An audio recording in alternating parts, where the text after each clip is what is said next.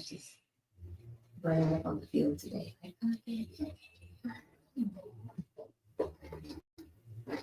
All right. It's the Positive Forces Show, always giving you more, sending you positive vibes to change your life. I'm your host, Kimon Hall. And I'm your co-host, Yola, Yoli. Hey, in the house. That's against the one playing the therapist. So special guest. You are a co-host as well. Co-host, yes. All right, how are y'all doing, ladies? Oh, I'm good. Like your shirt, good vibes? Yes. Good vibes. Good vibes. Yeah. Vibes. Good. I'm wondering why you paused on the last good. Oh, because of Yoli's thought for today. Oh, yes. Oh, okay. That's why I had Okay. How was your week, ladies? I had a good week. Uh-oh. Yeah. How about you? I had a great week. I had a good week. I was back to be a soccer mom today, so enjoying doing that. Never thought I'd be a soccer mom, but so now you're a soccer soccer mom. Mm-hmm. All right. Well, I'm a football mom. Okay. Never thought that would happen at all. And then my son now, he's like, oh, Mom, basketball. You never really taught me how to do basketball or got me into basketball. I'm like, every time I asked you, you always said no. Mm-hmm. So now he picked up the ball and he's just like, he wants to do basketball now. I'm like, okay. So yeah. Switch it up. He's switching it up on me. So he wants to do everything. I think Michael is like an all-around athlete. He just does all of them, which is pretty cool. Yeah. I guess I can be a karate mom. Yes, karate mom. Twin from. Yeah. Yeah. See, all our boys are like, and we all have boys. Yeah. All our boys are like into sports, so that's good. Yeah. I agree. All right. So let's start off with prayer. Yes. All right. Heavenly Father, thank you, Lord. Thank you for bringing us here today on the Positive Forces Show. Bless us, Lord. Help us to remember to keep our tongues mindful. Help us, Lord, to walk with us, to guide us. Continue to love us, Lord, even though sometimes we fall short.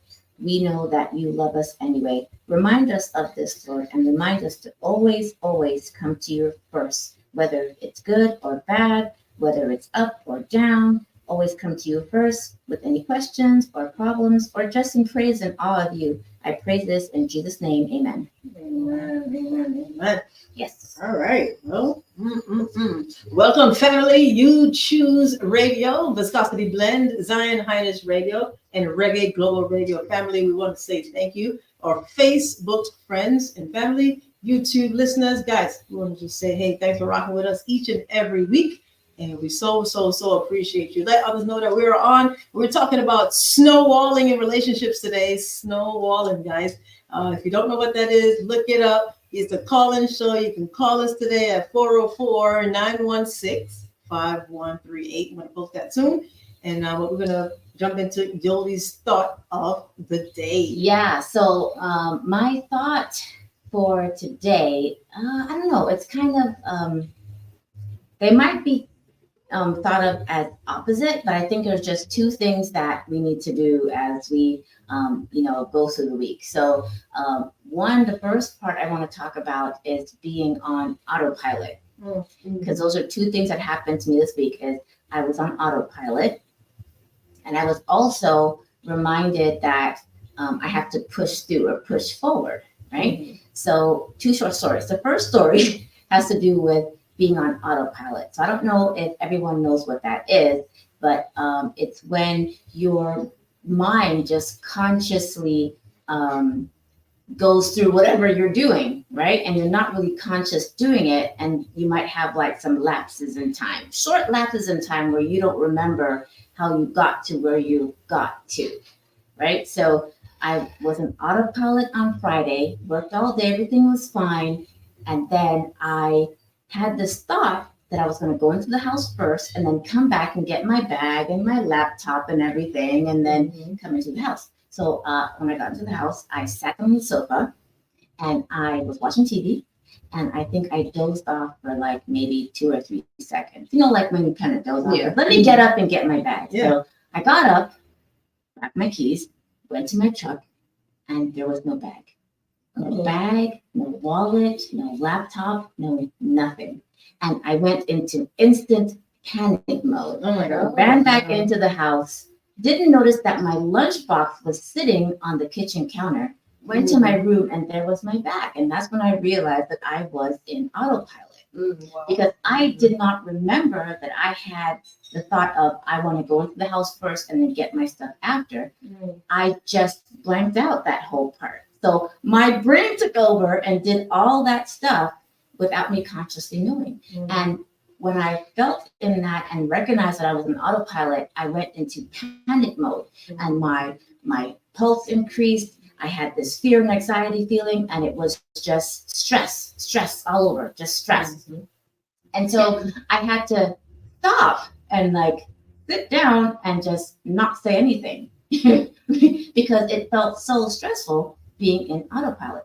And I think that was a result of me, just being tired this week, So that takes me to my next point where you have to check in on yourself, do a daily check-in, do a mental check-in. And when you come to that point where you're in autopilot, don't just breeze through it, actually stop and recognize that you're in it and try to take some deep breaths, maybe just stop for a minute, maybe have some mental talking to yourself, just to kind of regulate wherever it is that you are that has you in autopilot in the first place, right? So that brings me to my third point, which is there are times when you should push through, right? When you're in autopilot, you don't want to push through because something's going on that you need to stop and identify.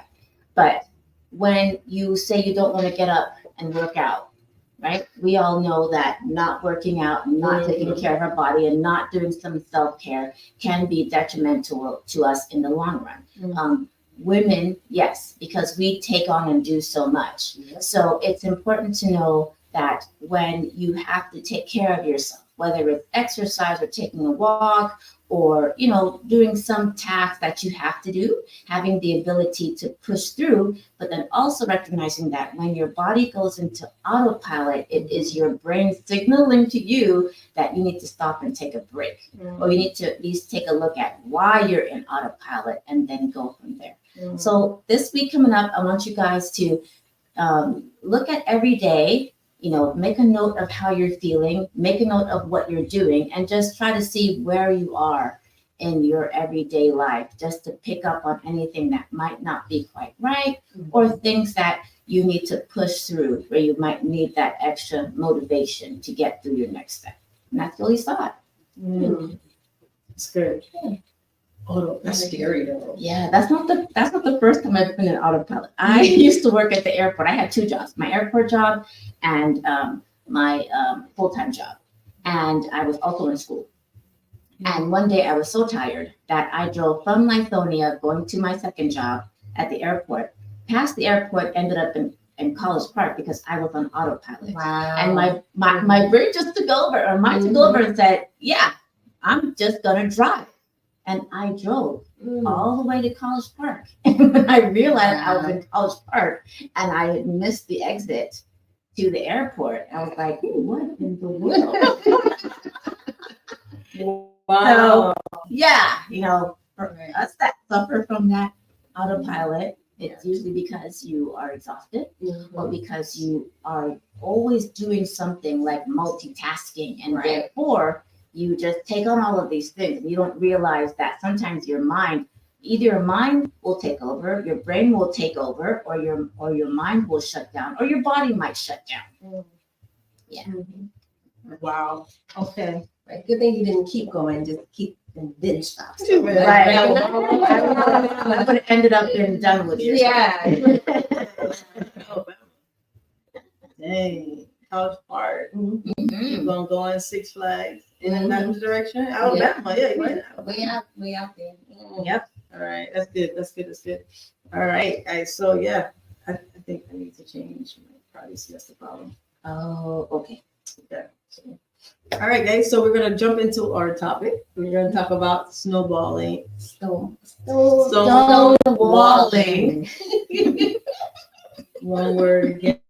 All right, we're talking about stonewalling and forgiveness. Oh my God. Find out what that actually meant, but that's not what we're talking about. Talking about stonewalling and in relationships and how to effectively communicate with your in a relationship. I mean, it's very important for us to discuss the problems that people are going that you're going through. You know, talk about it, making sure that you're upfront about it. You know, communicating without fighting. You know, and when someone stonewalls, that's them avoiding discussions, avoiding communication, and just building up a block. So we're talking about that. So, what are your thoughts, ladies, on stonewalling? Well, I know that stonewalling is one of the ineffective ways of communicating, and it's one of the four. I forgot what they're called. Horsemen. Like omens of the apocalypse, but there's four of them. There's like stonewalling, and there's being defensive, and there's two other. Okay. Right. That's under the term. But anyway, yes. So stonewalling is an ineffective way of communication between two people, and I don't think that stonewalling is only for like a man and woman relationship. It could be friends relationship where you're talking to somebody and you're in an argument and you just kind of shut down. I think it's dangerous because you may not want to communicate at that time, but how it affects the other person that you are stonewalling, it's not very productive. You don't really get anywhere, and when you don't identify that and you keep doing it, it just keeps happening. I think it gets worse and worse. Yeah. Right. Yeah. Yeah, I agree. It's ineffective communication, and the way to overcome that is to have an effective way to fight. But people always feel like, oh, it's an effective way to fight. Yes, there's a way to fight positively, make sure both parties are heard, comes to a conclusion. There might be some way, some areas you have to compromise in, but let's eventually get past the stonewalling. So to fight. So a positive way to like argue versus communication. So arguing versus communicating effectively would be when now your anger steps in, right? So you're angry. So now at this point, you've built up a wall, right? And you're just like, hey, I'm going to get to my point. I'm going to tell you how I feel. I am right. And there's no backing down, right? Right. So when you get into that angry zone and you're no longer able to communicate effectively, that's definitely a time to pause and probably stop. Because at this point, ain't nothing positive going to come out of it, right? Nobody's being heard. Nobody can hear the person. You can't hear what their thoughts and feelings are. Everybody just running off emotion. So that makes it ineffective. Yeah. So I can imagine how, so now you're arguing, the tension is building, everything starts to escalate. At that point, your brain almost like goes into a shutdown mode, and your logic starts to like crumble. Crumble is a good word. We use that too. So your logic starts to crumble. Like that's the all of us. So your logic starts to crumble. And right now, it's the same thing. Like when your brain shuts down, like when you feel an anger or physical anger or a threat, or you're emotionally angry, it does that. Your body automatically gets into that shift, right? So it's the same thing. So when the tension is building and you're in a heated conversation, that's what happens. It shuts down. So once it shuts down, it is good to be able to identify the shutting down, identify, wait, my pressure is building, probably increasing. Your hands will probably start closing.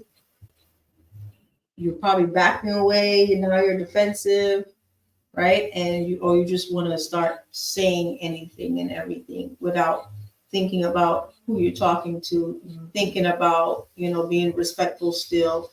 And because even respect in relationships, we know that they say familiarity builds contempt, where, you're so familiar with somebody. So all of a sudden, you take them for granted, right? So, all of that comes into play, and it just causes a ripple effect of a downfall stream.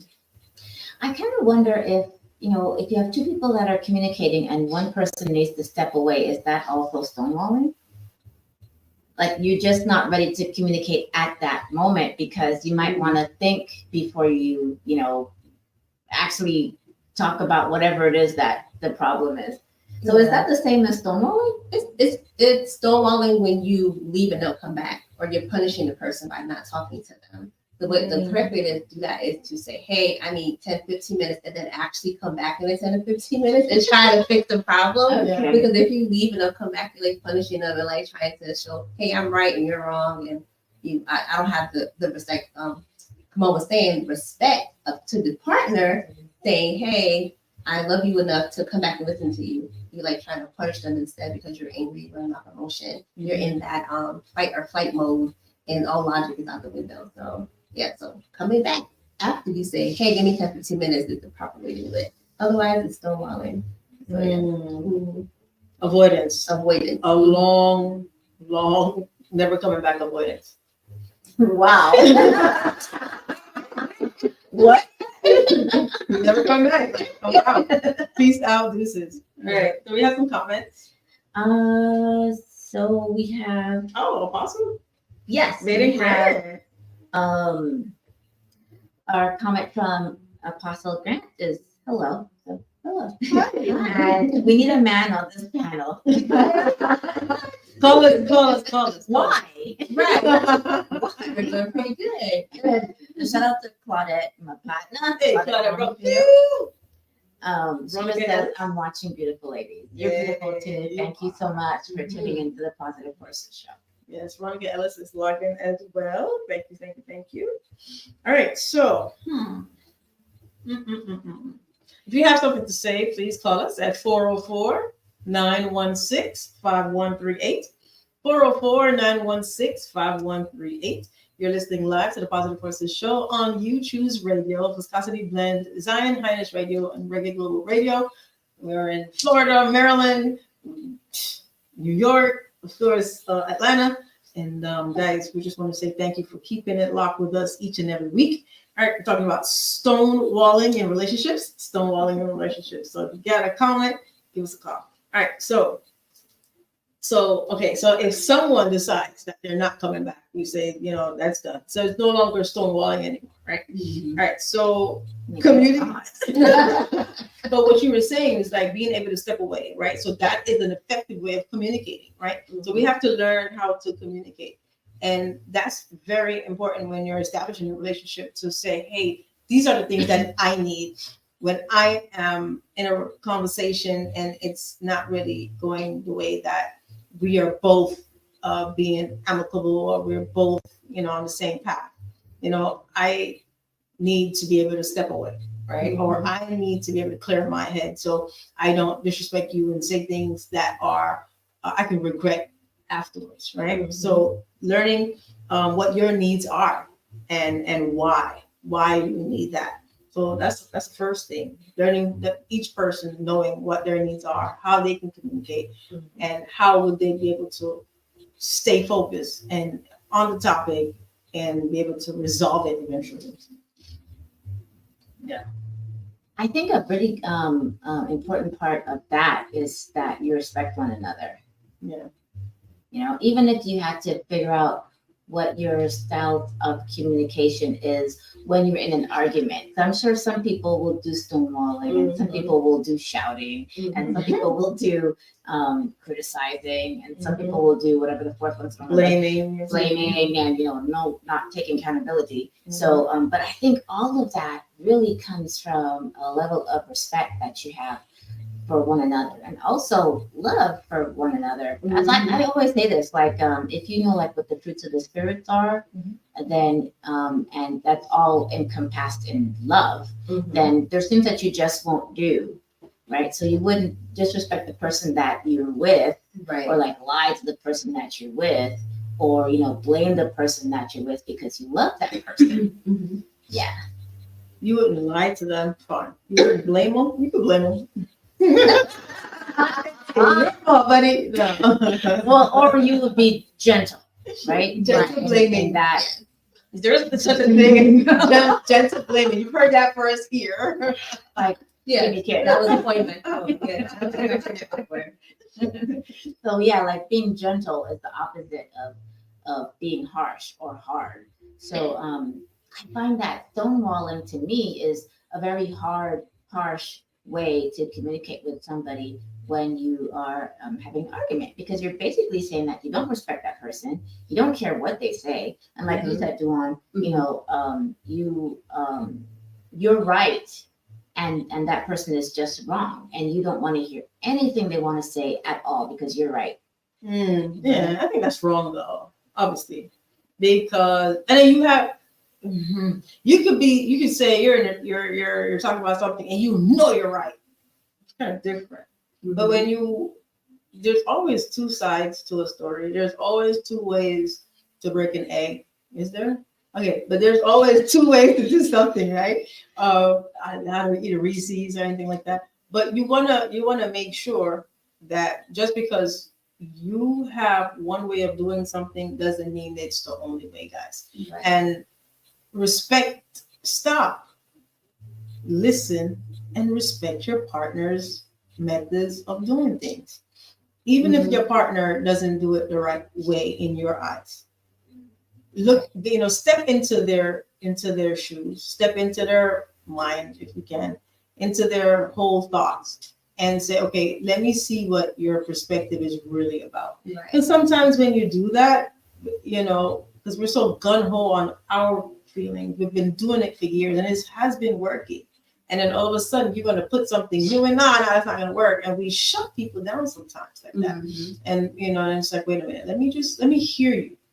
And that's what everybody wants, right? To be heard. I think it's just looking at, like you said, looking at everybody, at your partner's perspective, being respectful of the perspective, really stepping out of what your emotions and feelings are, out of that emotion tornado, I always call it, and saying, well, hey, how are they looking at this? Maybe I could look at it differently. And we could come to a compromise as far as what we're trying to get to. Because usually when you're fighting about something, you both want to come to the same realization. You're just getting there differently. Yeah. So, Yeah. Oh, that's the tough part, though. That really is not as easy as it sounds. It's pretty simple. But it's simple if you do it. If you think about it, let's say we think about a math problem, right? So like 5 plus 5. What's the answer? 10. Right. But how do you actually come to 10? Your perspective, your way of doing it might be different. I say 5 times 2. Okay. And you say 5 plus 5.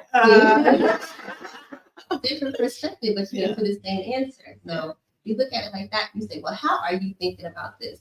How did you get to this conclusion? And let them actually finish their sentences and talk, right? No interruptions, because that's disrespectful, right? Disrespectful because you can't finish your thought. So you can't really know what I'm thinking until I finish my thought.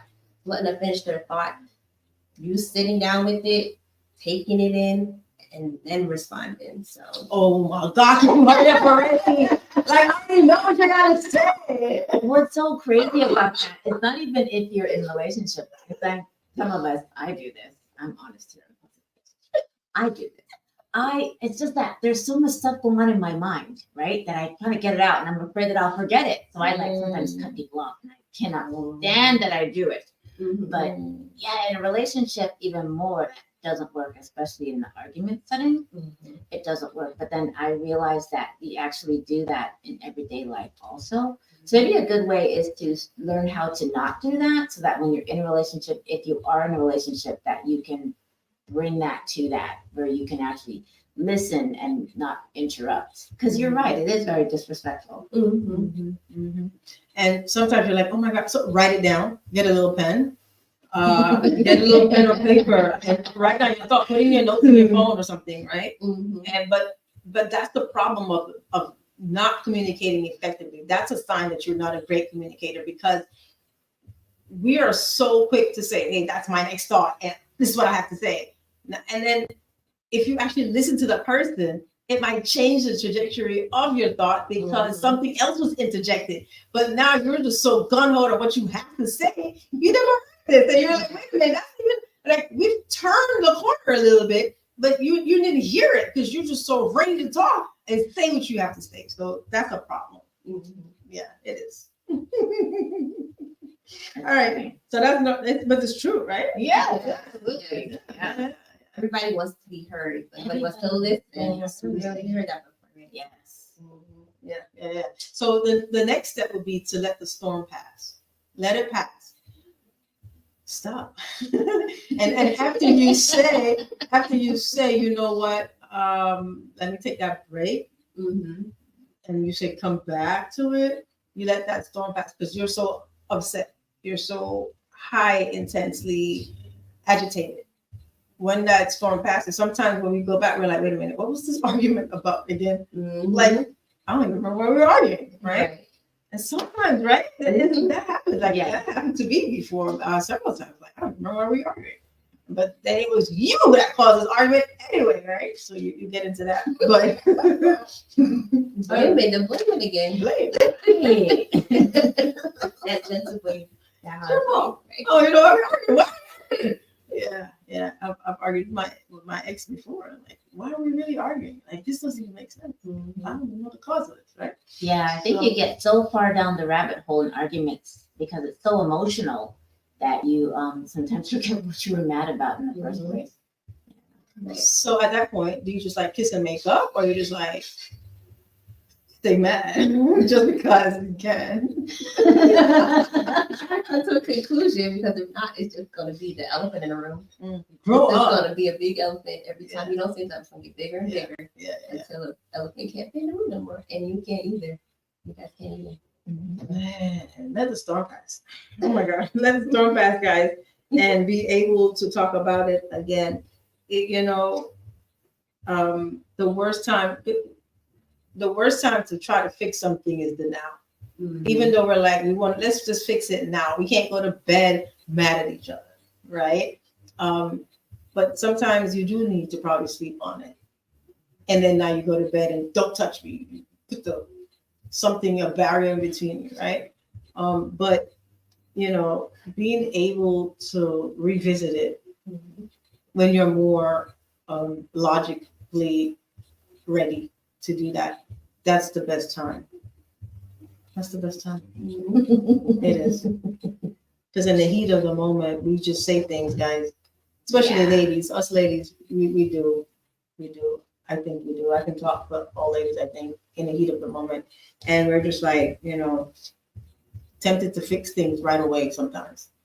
And sometimes it can't be fixed immediately. Mm-hmm. Sometimes it takes time to actually sit down and figure out what road are we really going to take, especially if it's something really, really important.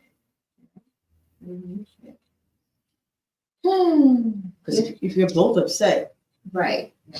there's no way to talk. And then you may both be wanting different things. A lot of times women, we just want to be heard, and men want to always fix something. They want to always be, hey, how can I fix this? How can this be over? And we just want to be heard and have compassion and love and get loved on. And this like just cross communication. So Men are from just Mars. figuring out what right and women are from so just figuring out what your partner really needs in that moment. It might just be they just want to be heard. Or they want you to, I don't know. They just want you to listen. They want you to listen and not try to fix it. Right. And that could be something simple like, a couple and the woman had a bad day and she doesn't want the man to say, well, maybe you should have done this, or maybe that person should have done that, or maybe this should have happened. They don't want you to try to fix it or come with the conclusion. They just want you to listen. That's it. That's nothing else. Yeah, listen and be there. Be in tune, attune, and be empathetic. Hey, do you need something? Like, be that de-stressor. Like, men like us to be their peace, right? Like, be that de-stressor for the day, for the moment. Too. It could be our peace too. Yeah, men don't think we need peace. Yeah. We do. We need you to be that as well. Protect us. All right. Another one. Be specific about what you need, which is really a part of what we talked about. Don't assume anything. Don't assume that they know what you're thinking, and you don't assume what they're about to say. Oh my God. I'm good. Yeah. You're better on that one. Talk to us. Talk to us. Well, because my profession, I'm a therapist. So I already know what she's gonna say. I already know I have the answer. I already know what should be said in this moment, or have a feeling about, since I know in a relationship with you for this long that I kind of know. So that's something I need to work on. Definitely stop assuming that I know because of my profession. But I'm just saying. probably 100%. Right. Oh, And then really? you get to know the person, so now you know what they're gonna say, and Mhm. what their mannerisms gonna be, and how they're gonna react. You kind of know. So I think there is kind of some of that you already know in there Mhm. lingering. Because And you going about around the bush saying the same thing. Like, I know you're gonna say, just hurry up already. Doesn't that makes it worse? You're like, take forever. Like, I already know. And you're already irritated. And it's like, oh God, could you? Yeah. yeah. Blah blah blah. So not right, but it happens, right? The next one is to agree on a plan. When you are part of a fight and you both are upset, you need to calm down. It's important to reflect on what each other needs. And everybody has their own communication style that we know, and just be able to identify what yours is and what the person's is, and fix it. One person might be competitive, while the other person is more they want to work it out. So it's like, well, I am right and you are wrong, or I am right and my way is better. The competing against each other, and I have to say that I've experienced that men do compete more with their women. I don't know the percentage on that, but that's my experience. Because especially when you're an educated lady, and the man might be as educated or not as educated, it's almost like I have to show that I too know something. I know something too, and you just because you have these degrees, you think that you're better, and the reality is that the competition plays a bad effect on that communication. And most of the time, women are just glad to have a good man. Which you would hope that's a good man. But when he starts to compete, then it's like there's no need to compete because we're together. We're supposed to be able to fill each other's cup and be able to be compatible and grow together, right? So the competition part messes it up too. Yeah. So I think that I think that understanding each other, being flexible with your thoughts, being flexible with the ways that you can communicate, being flexible with the things that you say, being mindful of what you say is key as well. And in the case of if there's a change, you should always make sure that you indicate, hey, it's okay for you to change your mind. A lot of people are like, wait a minute, but you said this. It's like, no, I thought about it and I haven't changed. You have the right to change your mind. you have a right to change your mind. I've been through that before. Where yeah, but you said this, and I'm like, but I can think and change my mind. That was years ago. That Yeah, was years ago, months ago, right? Yeah. People do change. Yeah, Yeah. and that's okay. Right. Yeah. The whole point of any relationship should be to progress Together. together. Mhm. And sometimes one might want to excel more than the other one is totally complacent and relaxed and good in where they are. Mhm. So then that causes a problem too. It's like, wait a minute, I met you this way and now you're changing for the best. But if something is stagnant, it stinks like water. If it doesn't move, then it's no growth, it's not good. So make sure if you're with someone, communicate with them and find out, where they are. Are they just like, have they plateaued with who they are? Nothing else. Hey, let's just do this and that's it. Or do they want to increase who they are and be better? I do want to say that like when it relates to your job, and one partner wants to say get another degree or something, and the other one is happy where they are being a manager, whatever. That I think for something like that to work, both have to communicate and understand that this is what the other person wants, and that you shouldn't put the person down because of that. Just because this person wants to stay a manager doesn't mean that he or she isn't going to grow in other ways. I kind of feel like it's like the whole growth. I think that sometimes we don't see that it's growth in different areas. It's not just growth in your job or growth in your money. It could be growth in your spirituality. It could be growth in your mindset. It could be growth in the way that you take care of your body. There's all different types of growth in that. We need to give each other grace and when we're changing and growing and becoming who we're supposed to be. Yeah.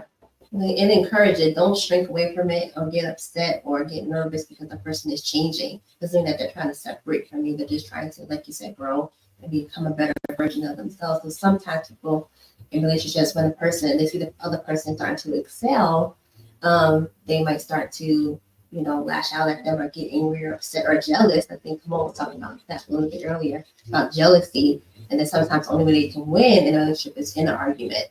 So that's why sometimes there'll be more like stonewalling or attacking or being disrespectful and walking away from conversation because that's the only way that they feel vindicated or a stronger part of the relationship. So that's important too. That is so accurate. And a lot of that can cause abuse. And a lot of women or men get abused in that situation too, because I have to be heard. I'm not being heard. I want to be right. I have to show that I am more powerful. I can't beat you in the words because a lot of men are not able to articulate as well as we are. Not all, of course, guys. Don't get me wrong. But it's true. And if you have some men that they communicate too well, it's like, wait a minute, you was growing around a whole lot of females. And a lot of men don't like to they shut down, right? They keep that thing inside. So if they're finally communicating and they're not, they feel like they're not being heard, that's when the hands come up. Or they want to, or they fly. Is it flight? They run away, right? So and a lot of women would get abused, or men would get abused like that. It's almost like a Medea effect. You're not listening. I'm gonna get the pot, and go to work. Go to town. Cast iron. Yeah, because a lot of times that pent up anger is like it goes from here now to the side. They can't effectively communicate until they get upset. Yeah, it's like babies. That's what happens with babies, right? They can't speak, they can't communicate. They're crying. So hey, I peed on myself. My diaper is really wet. I'm hungry, right? Tantrum. So the tantrum comes on, and adults have those tantrums too, right? So and that's what happens. So if you men and women, if you see yourself and women, it's not reported as much, but women do abuse their husbands or their partners, and the men would feel shameful about reporting it. So the numbers are going to be lower. But please, if you find yourself in an abusive relationship because of poor communication, communicate that to your partner and say, hey, whether it's verbal abuse or physical abuse, financial abuse, whatever the abuse is, identify it, let it be known. Like, hey, you're actually doing this and I recognize it. And I don't have to take this. Right. Or we have to fix this. Let's now decide, do we need therapy? Whether it be solo therapy for, maybe I just need to do therapy on my own because these are my triggers, identify your triggers, or we need to do it as a couple so we can, have us be able to talk and listen to each other so that we can now live together and commune together effectively. Right. Yeah. But if you do find yourself in an abusive relationship, like definitely ask for help, call 911 if it's to the point where it becomes physical, because verbal, it can easily shift into physical. Or reach out to like a domestic violence shelter or somebody that you can trust. So just be careful if it gets to that point. Hopefully it doesn't get to that point. But if it does. But it's easy. It's easy to see. It's easy to get to that point, especially if individuals don't have their traumas dealt with. So they're going to bring that to the relationship, right? So the stonewalling effect can definitely bring on so many other things. So we have to be able to be just know what you're doing. Just know what you're doing, guys. Know what you're doing. Yeah, and then also like look at how your partner's family communicates. Look at how they communicate with their children, and other people around them, so you can kind of get an idea of what you'll be dealing with before you enter into a relationship with somebody, just to see what their communication level is, what their communication skills are. You can definitely see how they interact with other people, and see how and you can see if it's going to fall into your relationship in a positive or negative way. So. Yeah, I think that I agree with that. Dawn, you can look at how the person treats, if it's a man, how he treats his mom, and if it's a woman, how relationship with their father is, if there is a relationship, or if it's completely non-existent. And how that communication, but also just everyday life. How does the person that you're with communicate with other people? How does that person communicate with strangers? How does that person communicate with the waiter that is giving you food and taking your order at a restaurant? How do they communicate? Is it effective? Is it respectful? Is it empathetic? Is it condescending? Is it egotistical? Is it what is it? Their communication styles. That I think is a really big part in how they will communicate with you when things are not that great. Yeah. So be direct. And some people are direct with how they feel, and some people are indirect, right? So that's another communication style. So if you know that you're indirect, let your partner know, hey, and you can tell if someone's indirect. They never say exactly what they are thinking. They always give you a scenario, right? They give you a story, or they go around it, and because they don't want to probably hurt your feelings, or they don't know how. It may not be confrontational.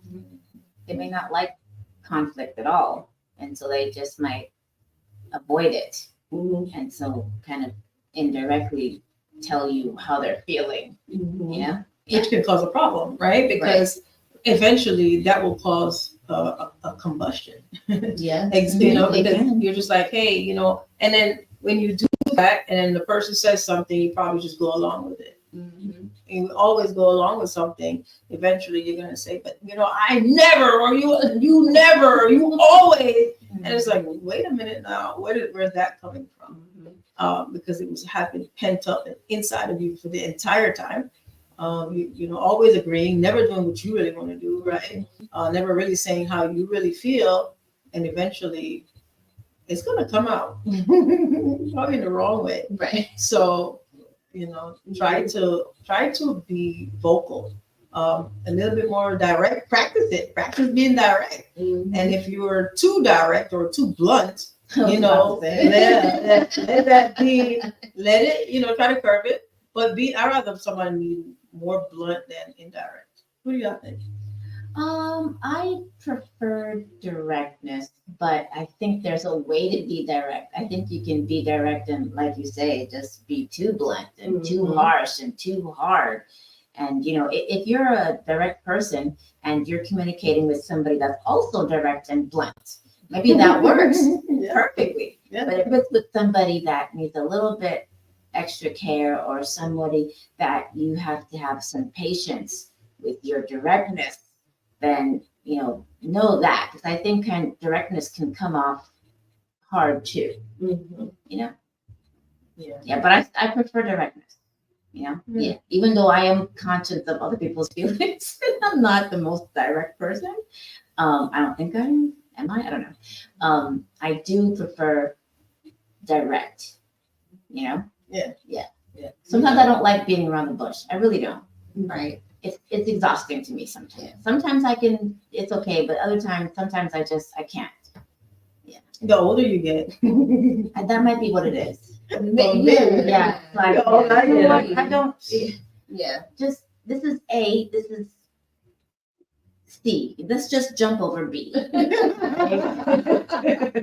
Just skip the middle part and just go there. Yeah. I like direct communication too. It just has to be respectful. Yeah. It needs to be clear without like, yeah, at least it's respectful, clear communication. So that's my preference. Yeah, and you know, and if you don't like that, and you're just like, hey, you know, that's just not how I am. Pick somebody that one is the same way as you, or if you want to get better, someone that's better than you. But if you don't think that you know which the way you do it is wrong, and hey, that's fine. Just make sure you're compatible with the person that's with you, and make sure it works. Make sure it works. Can we get back to the? I know I think you said something about a plan earlier. Yes. So I think with stonewalling, effective communication, all the stuff that we've been talking about, it's going in with both of you having a plan on how to communicate and how to fight. Yeah. So it sounds great to have a plan to fight, but it needs to be like something you both agree on. A couple of rules just to making sure that there's boundaries that we're not going to cross. There's things, specific words you can't say that might be trigger words for the other person. Let them know what those things are. How long the fight is going to be. Like if we fight in past the hour, this needs to, that needs to be like agreed upon end time.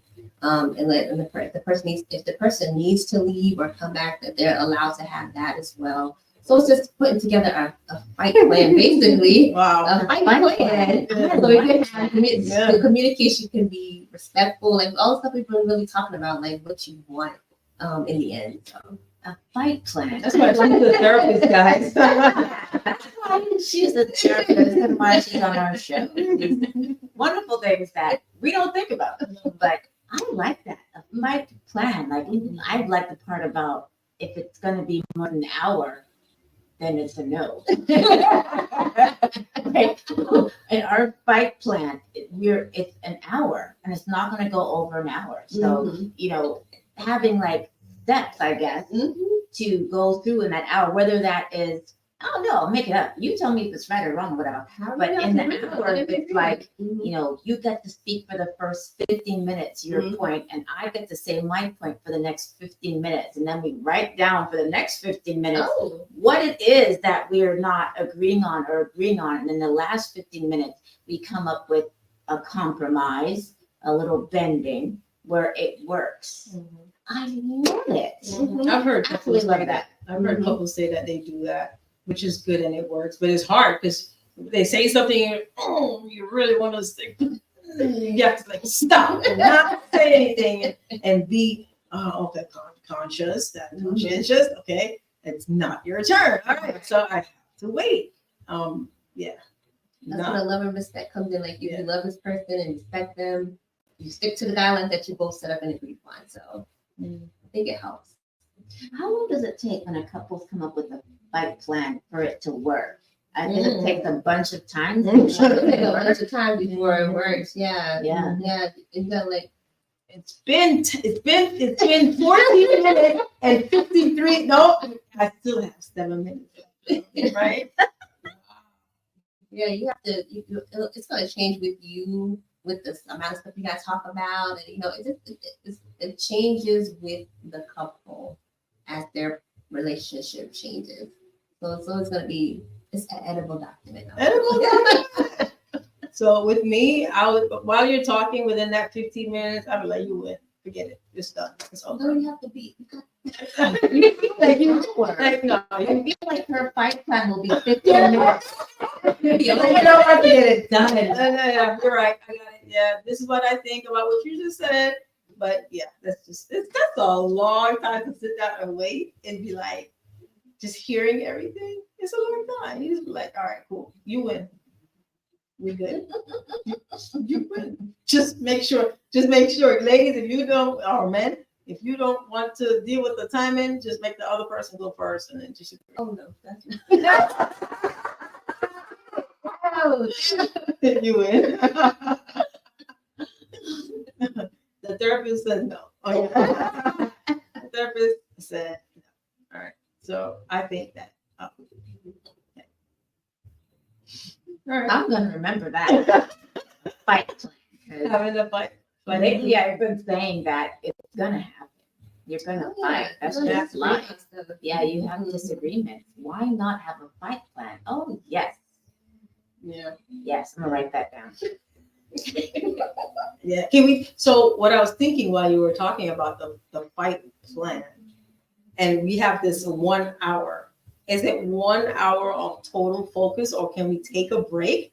And if I decide to walk away, is the break time involved in this 1 hour? It's however you want to make your fight plan. If your fight, some people's fight plans are like 2 or 3 hours. It just depends on what you have to discuss. Like if there's a big decision coming up, you don't agree on. If you have kids, I'm sure it might be longer than an hour if it's like a decision that you both have differences on. And then as you learn how to get through your plan, it'll get shorter and shorter. So maybe it ends up being almost 15 minutes. Like it'll go down from an hour to 15 minutes because you already know the guidelines that you set, the parameters that are around you guys, and the point you have to make. So it's going to shorten eventually.